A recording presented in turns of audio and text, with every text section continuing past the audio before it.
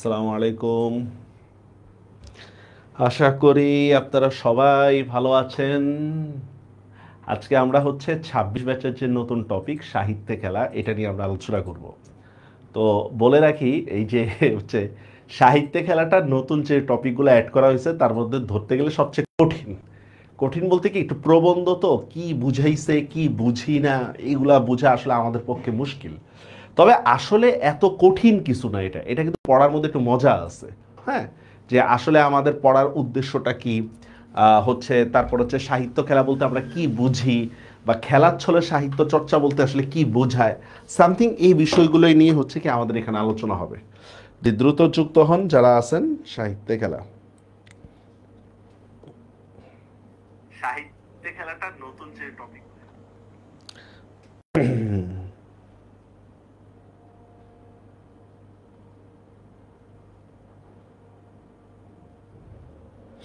হুম।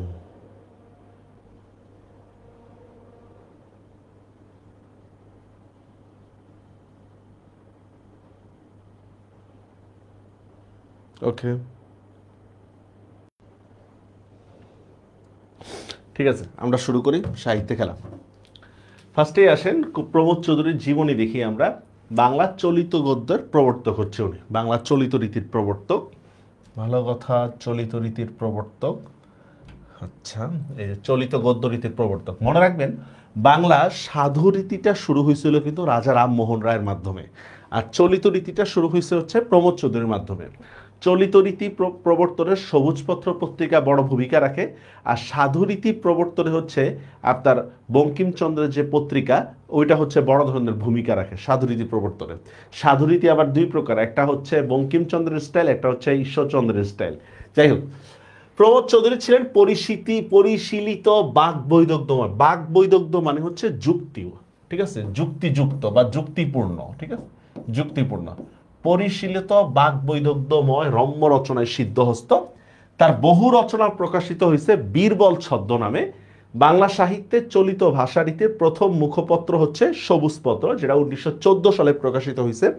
দেখেন, এই পত্রিকাটাই কিন্তু আপনার রবীন্দ্রনাথ ঠাকুর কিন্তু অনেক লেখালেখি করছে। রবীন্দ্রনাথ ঠাকুরের অনেক গল্প কিন্তু এই পত্রিকায় বের হয়েছে, তারিখ সম্পাদিত। রবীন্দ্রনাথ সহ সমকালীন বিখ্যাত অনেকে এটা নিয়ে লেখালেখি করছে। তার গদ্যশৈলীর নিদর্শন পাওয়া যায় চার ইয়ারি কথা, বীরবলের হালখাতা, তেলনুল লোকরি। তেলনুল লোকরি আসলে একটা পরিভাষা, এটার মানে কি জানেন, মানে আবশ্যকীয় বস্তু। গল্প গ্রন্থগুলো দেখেন, সনেট 50, তারপর দেখেন বিভিন্ন বিভিন্ন ইয়া। পাবনা জেলায় ওনার জন্ম, 1868 সালে জন্ম। দেখেন আমাদের বইয়ের মধ্যে সনটা ভুল আসছে, 1968 দাও, এটা হবে 1868 সালে জন্ম, আর 1946 সালে মৃত্যু। এই প্রমোদ চৌধুরী সম্পর্কে মানে কথা। আমরা যেহেতু এখানে কেউ সাহিত্যিক হচ্ছি না, বা ভবিষ্যতে হবো কিনা আমি জানি না, আমরা এটার ব্যাখ্যা করব অনেকটা কন্টেন্ট ক্রিয়েটরের আদলে। কন্টেন্ট ক্রিয়েটরের আদলে যখন আমরা ব্যাখ্যা করব, তখন বুঝতে পারবো যে আসলে উনি কি বুঝাইতে চাচ্ছেন। শুরু করি আমরা। ফার্স্টে দেখি আমরা জগৎ বিখ্যাত ফরাসি ভাস্কর রোদ্দা। ভাস্কর্য শিল্প মানে বুঝেন, ভাস্কর্য মূর্তি বানানো, পাথর কেটে তারপর মাটি দিয়ে মূর্তি বানানো, মানে মৃৎশিল্প আর মূর্তি বানানো দুটো এক না। মানে মাটি বা পাথরকে কেটে যে একটা ভাস্কর্য বা শৈল্পিক চর্চা, যেটা এটাকে বলি ভাস্কর। জগৎ বিখ্যাত ফরাসি মানে ফ্রান্স, ফরাসি ভাস্কর রোদ্দা, যিনি নিতান্ত জড় প্রস্তর মানে পাথর, হ্যাঁ, পাথর থেকে নিতান্ত জড় প্রস্তরের দেহ থেকে অসংখ্য জীবিত প্রায় কেন বলতেছে, একেবারে রিয়েল টাইপের, বুঝতে পারছেন, মনে কি একবারে রিয়েল, এই জন্য বলতেছে জীবিত প্রায়। অসংখ্য জড় প্রস্তরের দেহ থেকে অসংখ্য জীবিত প্রায় দেব দানব কেটে বের করেছে। মানে উনি পাথরকে খোদাই করে এমন স্টাইলে উনি কি করছে, এই যে কি বলে এটাকে, মূর্তি বানাইছে, দেখলে মনে হয় যে পুরোপুরি জীবিত। যেমন আপনারা মাদাম তুসো নামে একটা জাদুঘর হয়তো শুনছেন অনেকে। মাদাম তুসোর অবস্থাটা কিন্তু এরকম, যে মোমের মূর্তিগুলো এমন মনে হয় যেন জীবন্ত। আচ্ছা, তার মানে সুনিপুণ ভাস্কর্য শিল্প তার। তিনিও শুনতে পাই যখন তখন হাতে কাদা নিয়ে আঙ্গুলের টিপে মাটির পুতুল তৈরি করে থাকেন। আচ্ছা, মানে দেখেন, একজন শিল্পীর এক কিছু স্বভাবজাত বৈশিষ্ট্য আছে। ফর এক্সাম্পল মনে করেন আপনি যখন ক্রিকেটার হবেন, ঠিক আছে, আপনি সব জায়গায় যেন হাত ঘুরাবেন, ব্যাটিংয়ের প্র্যাকটিস করবেন, মানে আপনার চাল চলন মুভমেন্টেই বোঝাচ্ছে কি এরকম এরকম খেলারিয়া বোঝাচ্ছে, মানে খেলাধুলা করেন আপনি। যে দেখবেন গায়ক, সে দেখবেন কি বাথরুমে যায় গান গায় বা মনের সুখে গান গায়। তেমনিভাবে রোদ্দা হচ্ছে কি একজন শিল্পী, সে কি করে সময় পাইলেই বা অবচেতন মনে কি করে মাটির দলা নিয়ে মূর্তি বানাইতে থাকে, ঠিক আছে। দেখবেন অনেকে আছে আর্টিস্ট, সব জায়গায় দেখবেন আর্ট করে, বইয়ের মধ্যে দেখেন আর্ট করে রাখে। এখন দেখেন এই কাজগুলো কেন করে, এটা তার স্বভাবজাত বৈশিষ্ট্য, এটা কোনো লাভের আশায় করে না, খেলতে খেলতে মজা পায় এই জন্য করে, ঠিক না। এই যে আপনারা যে রাস্তাঘাটে খেলা দেখলে এই একটা বল খেলতে দাঁড়া, ছোটবেলা মনে আছে কিনা জানি না, একটা বল খেলতে দাঁড়া বা গেমস খেলতে গেলে একটা অ্যাটাক দিই, এই যে খেলার ছলে শিখাটা, এটাই বলতেছে। দেখেন তিনিও শুনতে পাই যখন তখন হাতে কাদা নিয়ে আঙ্গুলের টিপে মাটির পুতুল তৈরি করে থাকেন, মানে খেলার ছলে শিল্প চর্চা করে থাকেন। এই পুতুল গড়াই হচ্ছে তার খেলা। পুতুল গড়া কি, এটা শিল্প চর্চার পন্থা। বড় বড় শিল্পীদের কি শিল্প চর্চার সিস্টেমটা কি, এই খেলা, মানে খেলার মাধ্যমে শিল্প চর্চা করা। বুঝতে পারছেন বিষয়টা, কোনো স্বার্থ বা কোনো উদ্দেশ্য না নিয়ে কি শিল্প চর্চা করা, এভাবেই কিন্তু হচ্ছে একজন শিল্পী মানে হচ্ছে বড় হয়ে ওঠে। কিন্তু আমি যদি প্রথমেই যদি চিন্তা করি আচ্ছা এইটা করে আমার কি লাভ, ফর এক্সাম্পল মনে করেন আপনি ইউটিউবে কন্টেন্ট দিচ্ছেন, আপনার যদি প্রথমেই চিন্তা থাকে ইউটিউব কন্টেন্ট থেকে কত টাকা কামাবো, কত লাখ লাখ টাকা হবে, আপনি জীবনেও কন্টেন্ট দিতে পারবেন না। কেন, কন্টেন্ট দিলেই তখন আপনার মাথায় চিন্তা আসবে ভিউ না হলে হাই হাই রে এত কষ্ট করতেছি লাভ হইতেছে না।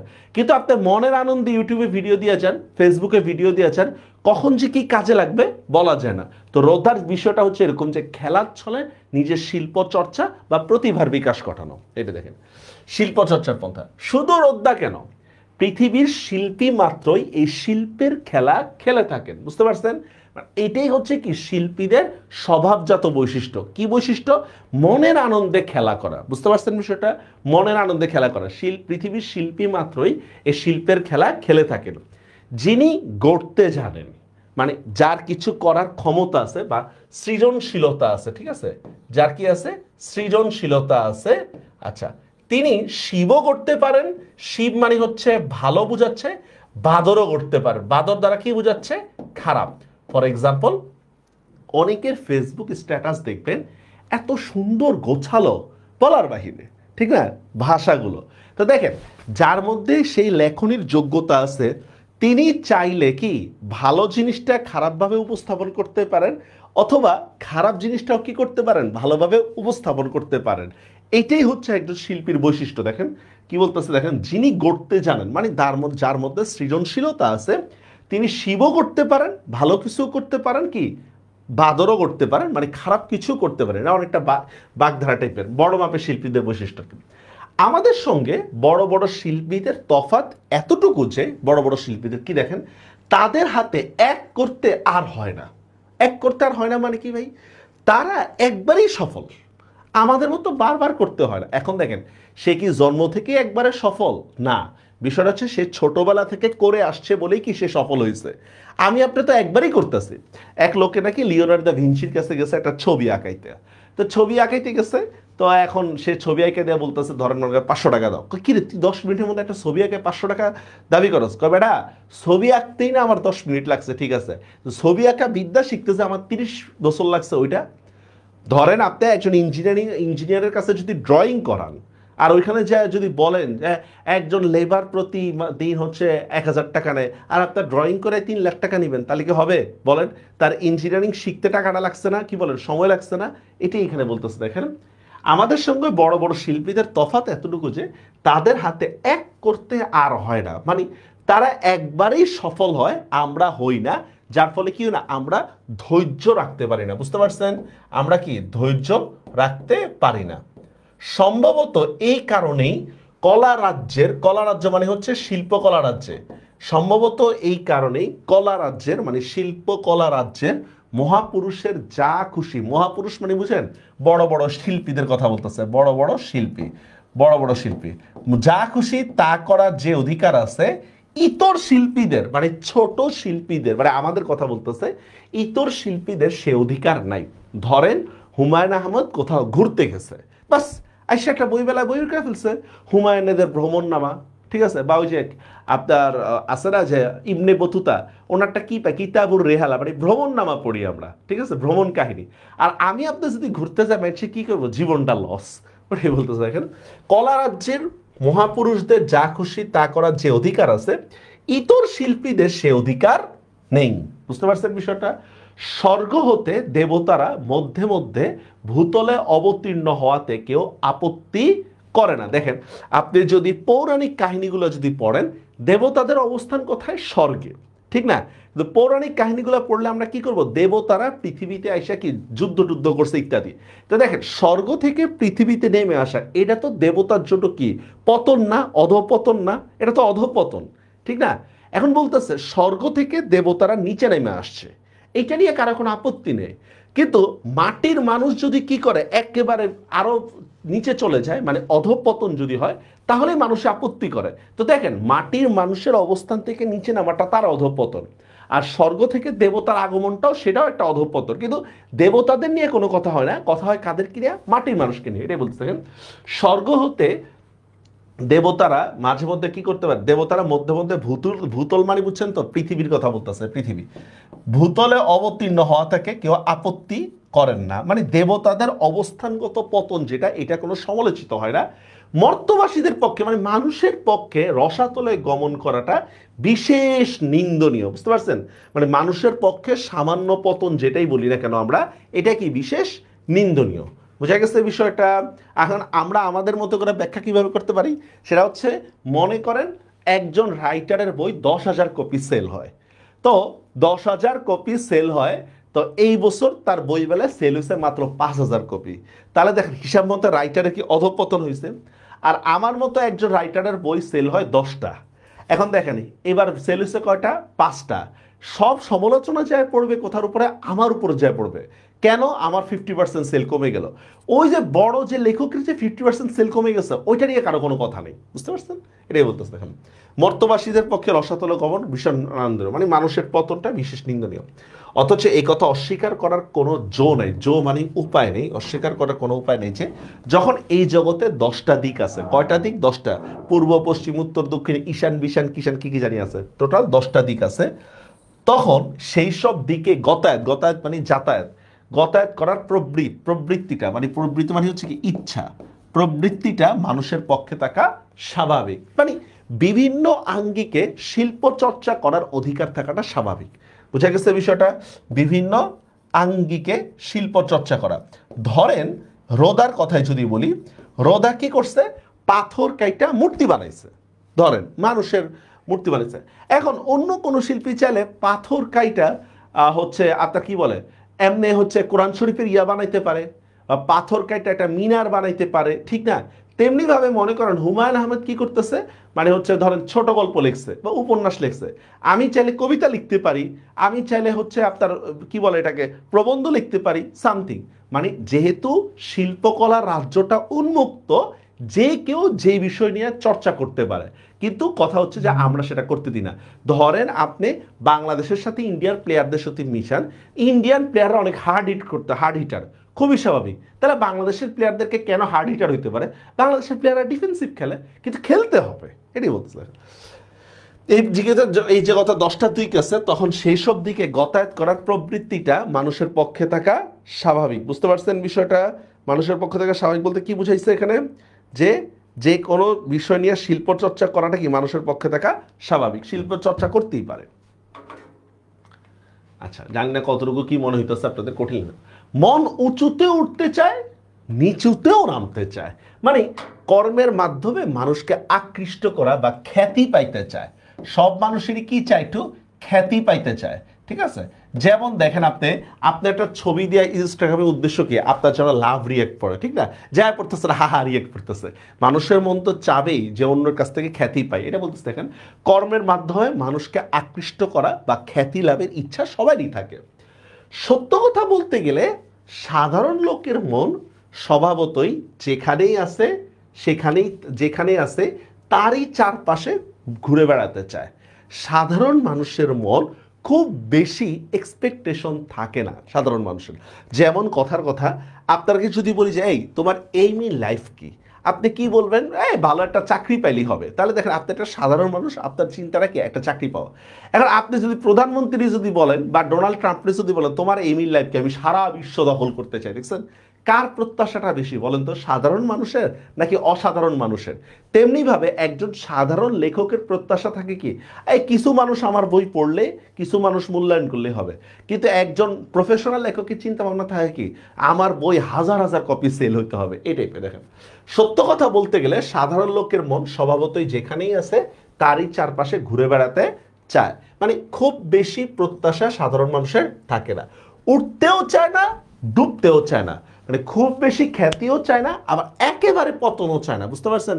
একেবারে পতন, যে হঠাৎ করে আসলাম সবাই মনে রাখলো তারপর একবারে পতন।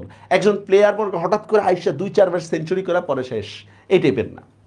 কিন্তু সাধারণ লোককে কি ধর্ম, কি নীতি, কি কাব্য, মানে সকল ক্ষেত্রেই, সকল রাজ্যে বলতে হচ্ছে সকল শিল্পকলার রাজ্যে, ধর্মীয় ক্ষেত্রে বলেন, সাহিত্যের চর্চার ক্ষেত্রে বলেন, রাজনীতির ক্ষেত্রে বলেন, সব ক্ষেত্রেই বলে অহরহ ডানায় বর থাকতেই পরামর্শ দেয়। অহরহ ডানায় বর থাকা মানে হচ্ছে কি, শূন্য লোকে ভাষা, হাওয়ায় ভাষার কথা বলতেছে, যে সাবধান হাওয়ায় ভাইসো না, মানে বেশি অহংকার দেখায়ও না, এই টাইপের। ঠিক আছে, মানে হচ্ছে সতর্ক থাকার পরামর্শ দেয়। হঠাৎ করে আপনার ফেসবুকে হচ্ছে লাইক বেড়ে গেছে, আপনার ভিডিওতে হচ্ছে শেয়ার বেড়ে গেছে, এখন আপনি আমার তো অহংকারে পা মাটিতে পড়ে না, এরকম হলে কি হবে? হবে না, ওইটাই বলতেছে। দেখেন সাধারণ লোকে কি ধর্ম, কি নীতি, কি কাব্য, সকল রাজ্যে অহরহ ডানায় ভর দিয়ে থাকতেই পরামর্শ দেয়, মানে সতর্ক থাকার পরামর্শ দেয়।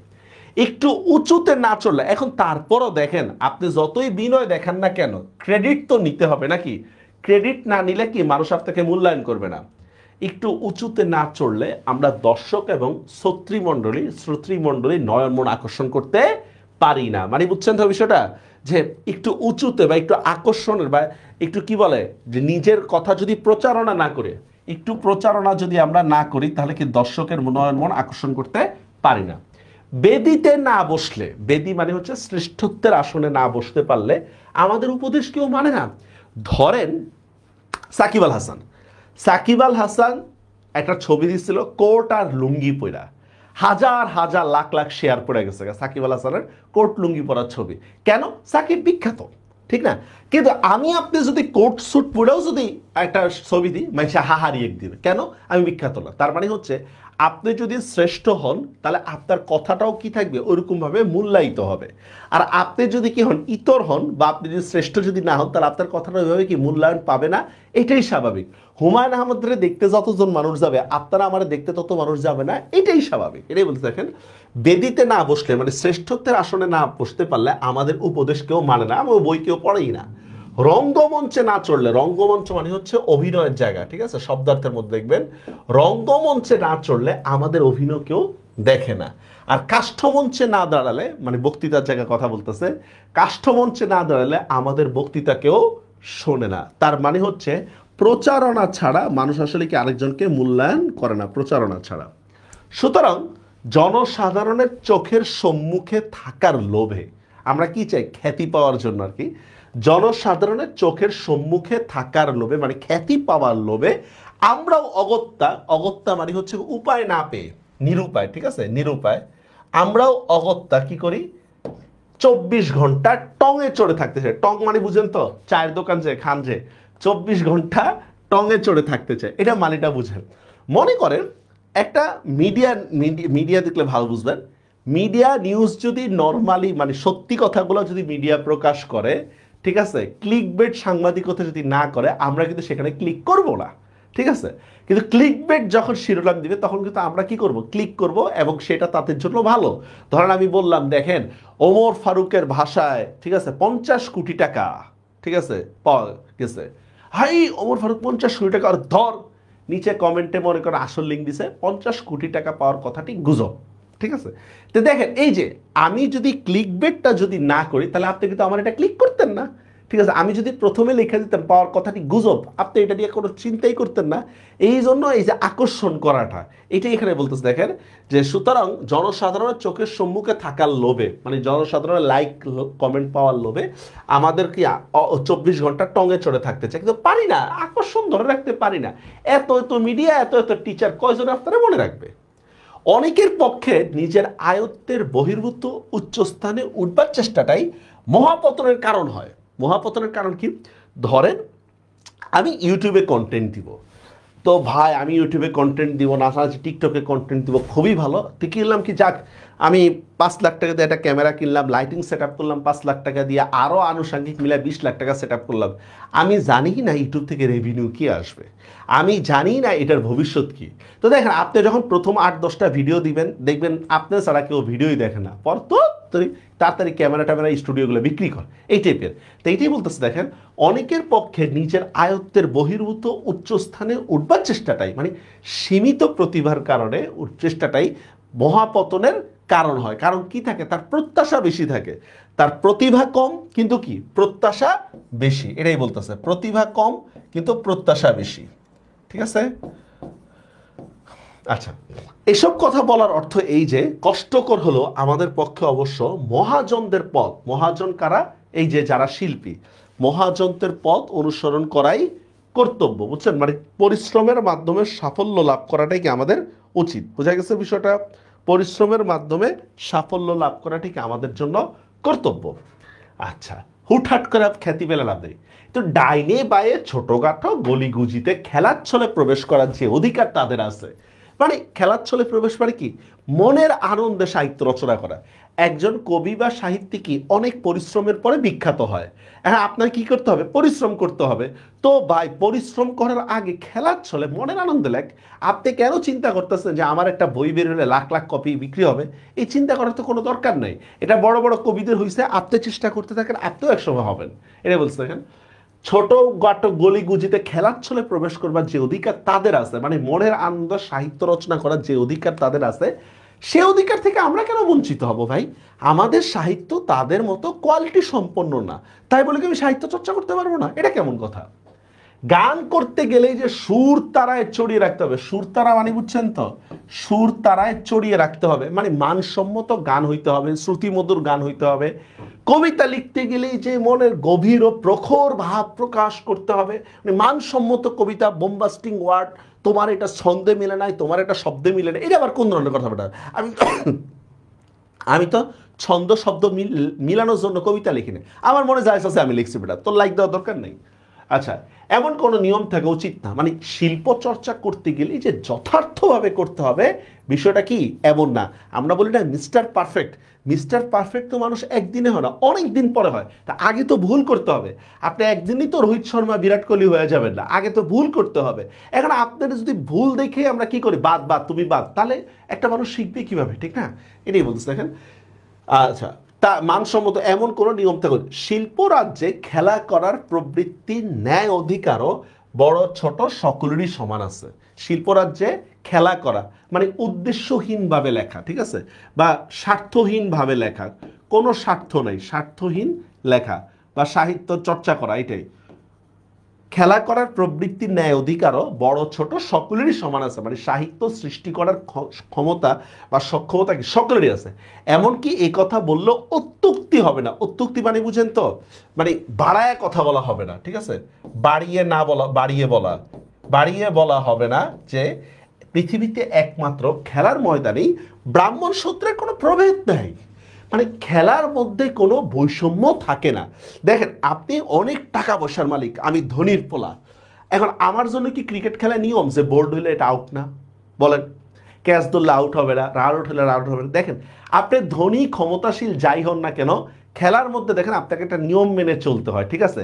খেলার মাঠে কিন্তু আপনি গরিবের সাথে খেলতেছেন, এটাই বলতেছে। দেখেন, এই পৃথিবীতে একমাত্র কি খেলার মাঠে কোনো ব্রাহ্মণ শূদ্রের প্রভাব নেই, মানে খেলার মাঠে কে উঁচু কে নিচু, কে দক্ষ কে অদক্ষ, এটা নিয়ে কোনো কি নেই, মানে বিভেদ নাই। সেম কথাটা বলতেছে, সাহিত্য রাজ্যের মধ্যে ঢুকতে হলে আমাকে খেলার ছলে প্রবেশ করতে হবে। রাজার ছেলের সঙ্গে দরিদ্রের ছেলেরও খেলায় যোগ দেওয়ার অধিকার আছে। আমরা যদি একবার সাহস করে কেবলমাত্র খেলা করার জন্য, মানে কোনোরূপ প্রত্যাশা না নিয়ে, কোনো প্রত্যাশা না নিয়ে যে আমি ফেসবুকে পোস্ট দেওয়ার সাথে সাথে হাজার হাজার কমেন্ট পড়ে যাবে, শেয়ার পড়ে যাবে, এমন কোনো প্রত্যাশা না নিয়ে, ঠিক আছে, সাহিত্য জগতে প্রবেশ করি, তাহলে নির্বিবাদে কিভাবে, মানে পরিশ্রমের সাথে, পরিশ্রম করতে করতে নির্বিবাদে সেই জগতে রাজা রাজার দলে কি মিশে যাব। মানে আমরা যদি একবার শুধু প্রবেশ করি তাহলে কি অচিরেই মানসম্মত সাহিত্য রচনা করার যোগ্যতা আমাদের তৈরি হবে। কোনরূপ উচ্চ আশা নিয়ে সেক্ষেত্রে উপস্থিত হলেই নিম্ন শ্রেণীতে আমাদের পড়ে যেতে হবে। মানে কি হবে, প্রতিভা ধ্বংস যেটাকে আমরা বলি, প্রতিভা ধ্বংস যেটাকে আমরা বলি এটাই হবে, ঠিক আছে, প্রতিভা ধ্বংস হয়ে যাবে। এটার মানেটা কি স্যার? এটা হচ্ছে কি, কোনো প্রত্যাশা থাকলে কি থাকবে, আপনার পতন হবে। প্রত্যাশা পূরণ না হলে কি আপনার পতন হবে, বুঝতে পারছেন? ওই যে বললাম না, নিজের ভিডিও ইউটিউবে ছাড়া কিন্তু প্রথমে নিজেরই দেখতে হয় প্রথমে। কিন্তু আপনার যদি ফার্স্টেই যদি ইচ্ছা থাকে না এরকম লাখ লাখ মানুষ দেখবে, তাহলে আপনি আস্তে আস্তে ইউটিউব বা ফেসবুক থেকে কি দৃষ্টি হারায় ফেলবেন। ওকে, তারপর দেখেন, লেখকেরা অবশ্য 10-এর কাছে হাততালি প্রত্যাশা করেন, অবশ্যই। কেন? লেখকরা যেহেতু মানুষ, তারা কি চায়, মানুষ যেহেতু, তাহলে সবার কাছ থেকে ফেম চায়, এটাই স্বাভাবিক। বাহাবা না পেলে মনক্ষুণ্ণ হন। ভাই, মনক্ষুণ্ণ না হওয়াটা অস্বাভাবিক কিছু না, মনক্ষুণ্ণ হইতেই পারে, ঠিক আছে, মনক্ষুণ্ণ হন। কেননা তারাই হচ্ছেন যথার্থ সামাজিক জীব। সামাজিক মানে হচ্ছে কি, দেখেন, লেখকরা সামাজিক বিষয়, সমাজ নিয়ে লেখে। তো দেখেন, সমাজ নিয়ে যেহেতু লেখে, তাহলে সমাজের মানুষ যদি তাকে মূল্যায়ন না করে তাহলে তো সে কষ্ট পাবেই, ঠিক না? মনে করেন আপনার বাবা আপনাদের জন্য কাজ করে, এখন আপনারা যদি আপনার বাবাকে মূল্যায়ন না করেন তাহলে উনি কষ্ট পাবে না? এটাই তো স্বাভাবিক। দেখেন, কেননা তারাই হচ্ছেন যথার্থ সামাজিক জীব, বাদ বাকি সকলে কেবলমাত্র পারিবারিক, বুঝতে পারছেন? মানে লেখকরা সমাজ দিয়ে লেখালেখি করেন, তাই সমাজের কাছে ভালো কিছুর প্রত্যাশা করবেন, এটাই স্বাভাবিক, ঠিক না? বিশ্ব মানবের মনের সঙ্গে, লেখকের কাজটাকে, একজন লেখকের দায়িত্ব বিশ্ব মানবের মনের সঙ্গে নিত্য নতুন সম্বন্ধ পাতানোই হচ্ছে কি কবি মনের নিত্য নৈমিত্তিক কর্ম, ঠিক আছে? মানে মানুষের মনকে জাগিয়ে তোলা, এটি হচ্ছে কি কবিদের দায়িত্ব। ধরেন ধরেন হুমায়ুন আহমেদের একটা চরিত্র ছিল মিসির আলী। আপনি এটা পড়লে কি একটা কল্পনা করেন না, মিসির আলী টাইপের একটা চরিত্র মানুষ আছে, এই টাইপের একটা চরিত্র আছে হিমু। তা আপনি এটা পড়লে নিজে চিন্তা করেন না, আচ্ছা হিমু সব কিছু ছাড়া দেওয়া। এই যে দেখেন, নতুন নতুন ভাব, নতুন নতুন কল্পনার সাথে যে পরিচয় করায় দেওয়া, এইটাই কিন্তু হচ্ছে লেখকের দায়িত্ব। শুধু এটা উপন্যাসের ক্ষেত্রে না, প্রবন্ধর ক্ষেত্র, যে একটা লেখাপড়া, আচ্ছা আমি তো এটা এভাবে চিন্তা করি না, রাইট, তো এটা তো এভাবেও চিন্তা করা যায়। কথাটা কি বুঝতে পারছেন? লেখনির কিন্তু একটা পাওয়ার আছে। যেমন দেখেন, আমরা আন্দোলনের সময় নজরুলের এগুলো লিখতেছিল, নজরুলের লাইনগুলো আমরা বলছি, এটার একটা পাওয়ার আছে, যে বলবীর চির উন্নত মহর্ষি, তারপর শোনো মহাজন, তারপর আর নয়তো আমি একজন, আসলে বিভিন্ন লাইন। এই লাইনগুলো কি মানুষের মনের সাথে একটা সম্পর্ক তৈরি করে, এটাই হচ্ছে কি লেখকের দায়িত্ব। দেখেন, নিত্য নতুন সম্বন্ধ পাতানোই হচ্ছে কি মানুষের নিত্য নৈমিত্তিক কর্ম। এমনকি কবির আপন মনের গোপন কথাটিও গীতি কবিতা। আপন মন, দেখেন, কবিরা সাধারণত অন্যের বিষয় নিয়ে লেখালেখি করে। এখানে কি বলতেছে, কবি নিজের বিষয় লেখা করতেছে গীতি কবিতা। গীতি কবিতা বলা হয় ব্যক্তিগত বিষয়গুলো যখন ছন্দ আকারে তুলে ধরে, ব্যক্তিগত বিষয়গুলো ছন্দ আকারে তুলে ধরে। যেমন দেখেন, আমাদের একটা কবিতা আছে কি, তাহারই পড়ে মনে, আছে না? তো তাহারই পড়ে মনেটা দেখেন, আমরা পড়লে কি বুঝাচ্ছি, যে ওনার প্রথম হাজব্যান্ডের শোকে এটা লিখছে। এটা কিন্তু আমাদের মধ্যে একটা ইফেক্ট পড়ে, যে হ্যাঁ, অনেক মেয়েই আছে যাদের হাজব্যান্ড মারা গেছে, তারা তাদের হাজব্যান্ডকে মনে করার জন্য এরকম একটা ভাব প্রকাশ করতে পারে, তাহারই পড়ে মনে ভুলিতে পারি না কোনো মতে, এটাই বলছে। দেখেন, রঙ্গভূমি, গোপন কথার গীতি কবিতাতে রঙ্গভূমির স্বগতোক্তি স্বরূপে উচ্চারিত হয়। রঙ্গভূমি মানে কি, আমোদ প্রমোদের স্থান, রঙ্গভূমি বুঝাচ্ছে এরকম একজন লেখক ব্যক্তিগত বিষয়টাও এমনভাবে উপস্থাপন করে যেখান থেকে মানুষ কি পায়, আনন্দিত হয়। একজন লেখক ব্যক্তিগত বিষয়গুলো এমনভাবে উপস্থাপন করে যেখান থেকে মানুষ কি আনন্দিত হয়, এটাই বলতেছে। দেখেন, রঙ্গভূমির স্বগতোক্তি, নিজের মনে নিজে কথা বলা, স্বরূপে উচ্চারিত হয়, যাতে করে, মানে কবির ব্যক্তিগত বিষয় কি সমাজের দর্পণ স্বরূপ বা আয়না স্বরূপ। কবির ব্যক্তিগত বিষয় তিনি এমনভাবে তুলে ধরেন যেটা সমাজে রিফ্লেক্ট করে, যাতে করে সেই মর্ম কথা হাজার লোকের কানের ভিতর দিয়ে মরমে প্রবেশ করতে পারে। বুঝতে পারছেন বিষয়টা? মানে হচ্ছে কবির আপন মনের কথাটা কবি এমনভাবে প্রবেশ করে যেটা কি হাজার লোকের অনুভূতি জাগিয়ে তোলে। তো উচ্চ মঞ্চে আরোহণ করে উচ্চ স্বরে উচ্চ বাক্য না করিলে যে জনসাধারণ নয়ন মন আকর্ষণ করা যায় না, বিষয়টা আসলে এমন না। মানে সব সময় যে কি আমাকে অতিরিক্ত প্রচারণা করতে হবে। ধরেন আমি আপনাকে বললাম, এই তুমি একজন সাহিত্যিক, তুমি লেখো। ওরে বাইরে ভাই, আমি এমন ভাষায় লিখলাম, ধরেন আপনি নজরুল, রবীন্দ্রনাথ বা ঈশ্বরচন্দ্র বিদ্যাসাগর, তারপর হচ্ছে বঙ্কিমচন্দ্র, এদের উপন্যাসগুলো পড়তে গেলে কি আমরা অনেক সময় কিছু বুঝি না, চরিত্র কি এটাই বুঝি না, কোনটা শব্দার্থ এটাই বুঝি না, না আমরা শব্দার্থ মনে করে পড়া শুরু করি। ঠিক আছে, এত বোম্বাস্টিং ওয়ার্ডে লিখছেন, টোটালি আনপসিবল আমার পক্ষে বোঝা। ঠিক আছে, হ্যাঁ ওই সময় সাহিত্য আর এখনকার সাহিত্যের মধ্যে পার্থক্য আছে। তো এইটাই বলতেছে যে আমাকে লিখতে গেলে যে কঠিন কঠিন শব্দ ব্যবহার করতে হবে, কঠিন কঠিন বিষয় তুলে ধরতে হবে, বিষয়টা কি আসলে এবং না। যেমন আমরা হুমায়ুন আহমেদের সাহিত্য যখন পড়ি, ইজিলি আমরা সব কিছু বুঝি, কিন্তু আগের দিনের সাহিত্যগুলো আমরা বুঝি না। এটাই বলতে দেখেন, উচ্চ স্বরে উচ্চ মঞ্চ উচ্চবাচ্য না করিতে গেলে জনসাধারণ নয়ন মন আকর্ষণ করা যায় না, এমন না। মানে বোম্বাস্টিং ওয়ার্ডগুলো ব্যবহার না করলে যে কি মানুষ আপনাকে আকৃষ্ট করবে, মানুষ আপনার প্রতি আকৃষ্ট হবে না, বিষয়টা আসলে কি এমন না। ঠিক আছে, সাহিত্য জগতে যার খেলা করার প্রবৃত্তি আছে, প্রবৃত্তি মানে ইচ্ছা, খেলা করা বলে হচ্ছে স্যার উদ্দেশ্যহীনভাবে লিখতে হবে বা স্বার্থহীন, ফার্স্টেই কোনো স্বার্থ থাকা যাবে না। খেলা করার প্রবৃত্তি আছে, সাহস আছে ও ক্ষমতা আছে। মানে খেলার ছলে সাহিত্য রচনা করার ধৈর্য যার মধ্যে আছে, মানুষের নয়ন মন আকর্ষণ করার বিশেষ সুযোগ তাদের কপালেই ঘটে। যারা কি উদ্দেশ্যহীনভাবে প্রথমে সাহিত্য রচনা করে, প্রথমেই কোনো প্রত্যাশা থাকে না, তারাই একটা সময় কি হয়ে যায়, ফেম হয়ে যায়। যেমন দেখেন অনেক গান ভাইরাল হয়ে যায় না, এটা কি একদিনেই ভাইরাল হয় না, 20টা গান গাইছে এর মধ্যে একটা ভাইরাল হয়েছে। আর আপনি চিন্তা করেন আমি একটা গান ওই একটাই ভাইরাল হবে, টোটালি আনপসিবল, এটা সম্ভব না। আচ্ছা, মানুষ যে খেলা দেখতে ভালোবাসে তার পরিচয় তো আমরা এই জড় সমাজে মানে পৃথিবীতে নিত্য পাই। যেমন দেখেন আপনারা কি ম্যাথ করতে বেশি ভালো লাগে নাকি ক্রিকেট খেলা দেখতে ভালো লাগে? রাত জায়গা বসে বসে ক্লাবের খেলা দেখে, দেখছেন খেলা দেখতে ভালো লাগে, এইটা কোনো মেয়েরে বললে লজিক খুঁজে পাবে না। যেমন এটা বাস্তবতা, একটা মেয়ে কেন লিপস্টিক দেয়, এইটা কোনো ছেলের কোনো লজিক দিয়ে বুঝাইতে পারবে না। কেন? আমি তো লিপস্টিক দিই না, আমার সমস্যা কি? ভাই তোর সমস্যা নাই মানে যে তার সমস্যা আর থাকবে না, বিষয়টা তো এমন না। তেমনি ভাবে একটা ছেলে রাত জায়গা যে ইউসিএল ক্লাবের খেলা দেখে, কি বুঝা দেখে, এটা কোনো মেয়ের লজিক দেখাইতে পারবেন না। রাত জেগে খেলা দেখার কি আছে, রাত তো ঘুমের টাইম। ঠিক আছে, এটাই বাস্তবতা। মানুষ যে খেলা দেখতে ভালোবাসে তার পরিচয় তো আমরা এই জড় সমাজেও নিত্য পাই। টাউন হলে বক্তৃতা শুনতেই বা কয়জন যায় দেখছেন, আর গড়ের মাঠে ফুটবল খেলা দেখতেই বা কয়জন যায়? ধরেন ওয়াজ মাহফিলে কত মানুষ যায়, আর স্টেডিয়ামে খেলা দেখতে মানুষ কতজন যায়? অথচ আমরা জানি এই খেলা দেখে আসলে জাতির কোনো উপকারই নেই। গড়ের মাঠ হচ্ছে কলকাতার একটা বিস্তীর্ণ মাঠের কথা বলতেছেন। অথচ এই কথাও সত্য, টাউন হলের বক্তৃতার উদ্দেশ্য অতি মহৎ, খুবই ভালো। আর গড়ের মাঠে খেলোয়াড়দের ছুটাছুটি দৌড়াদৌড়ি, টাউন কি আগাগোড়া অর্থশূন্য ও উদ্দেশ্যবিহীন। এই মানুষ উদ্দেশ্যবিহীন কাজগুলোকে বেশি পছন্দ করে। যেখানে মানুষের কোনো স্বার্থ থাকে দেখবেন সেটা আর ভাল লাগে না। ধরেন আপনি হুমায়ুন আহমেদের উপন্যাস পড়তেছেন, খুব ভালো লাগতেছে, মজা লাগতেছে, আমি করলাম কি হুমায়ুন আহমেদের উপন্যাসটা পাঠ্য বইয়ের সিলেবাসে দিয়ে দিছে, এবার দেখবেন আর ভাল লাগে না। কেন? এখন আপনার চিন্তা এই উপন্যাসটা বুঝে বুঝে পড়তে হবে, ধরে ধরে পড়তে হবে, বাংলা এক্সাম আছে, সিকিউ আছে, এমসিকিউ আছে, দেখবেন আর উপন্যাস পড়ার মজাটাই নেই। এটাই বলতে দেখেন, কেননা তা উদ্দেশ্যহীন।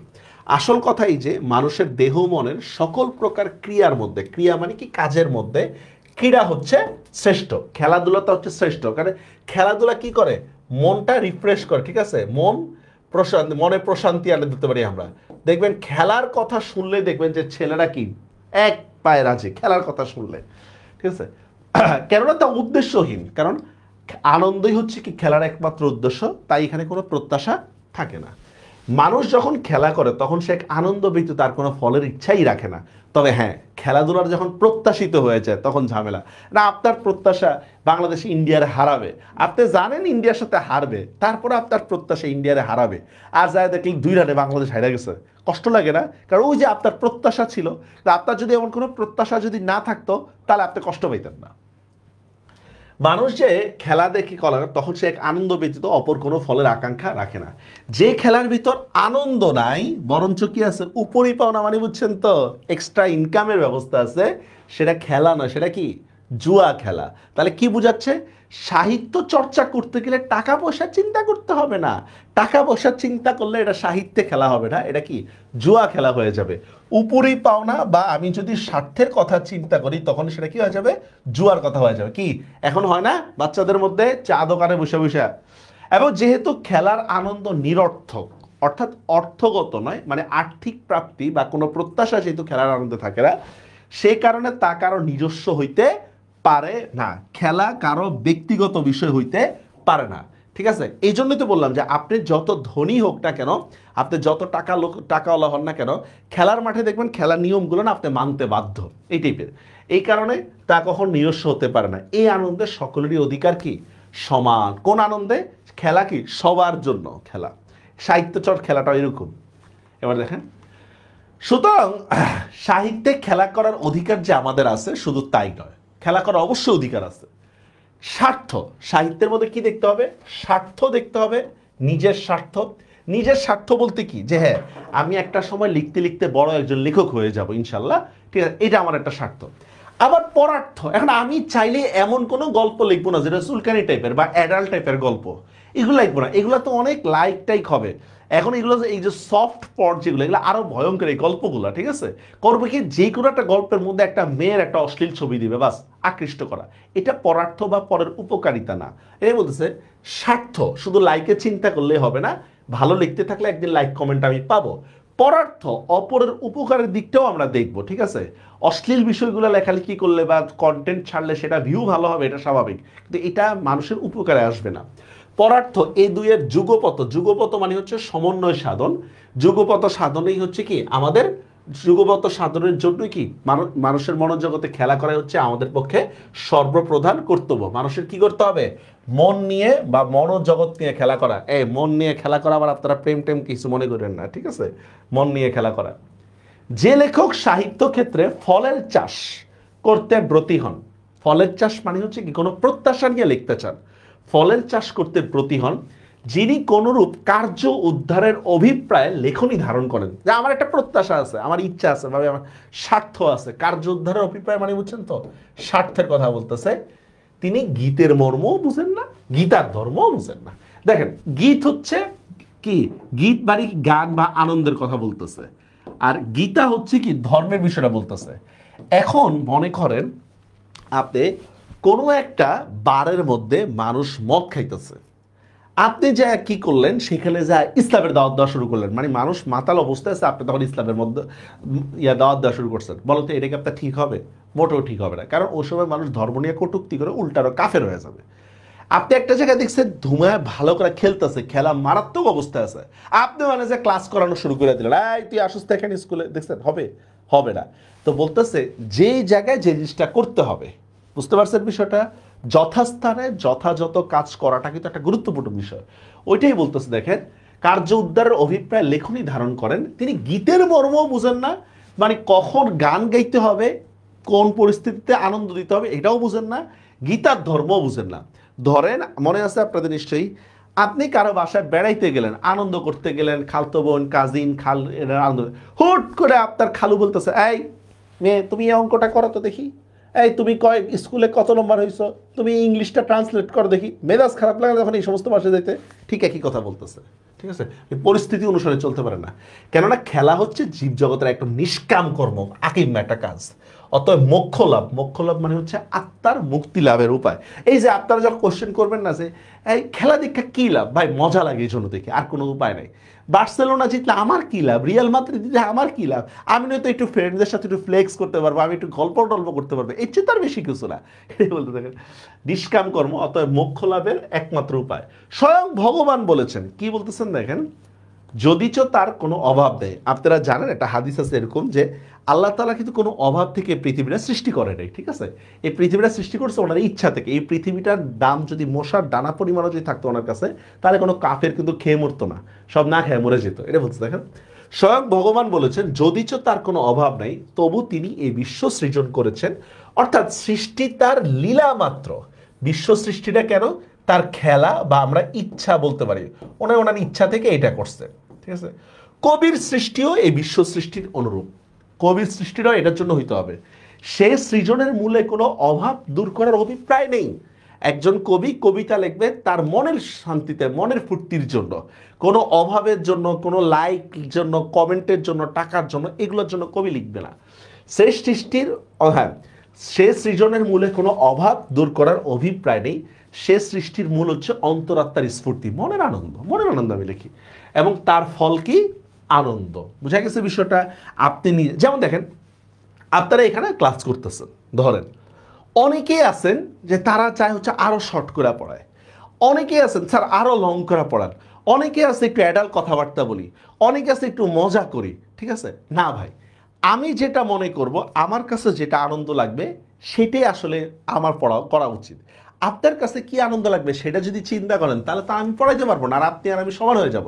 যেমন হুমায়ুন আহমেদের লেখাগুলো পড়লে আমরা কি দেখি, নায়ক নায়িকার মধ্যে মিলায় না, মেজাজটা কেমন লাগে ভাই, এইটাই তার স্টাইল, ঠিক আছে? আমি আপনি হলে মিলাই দিতে পার কি, এটা ভিন্ন কথা।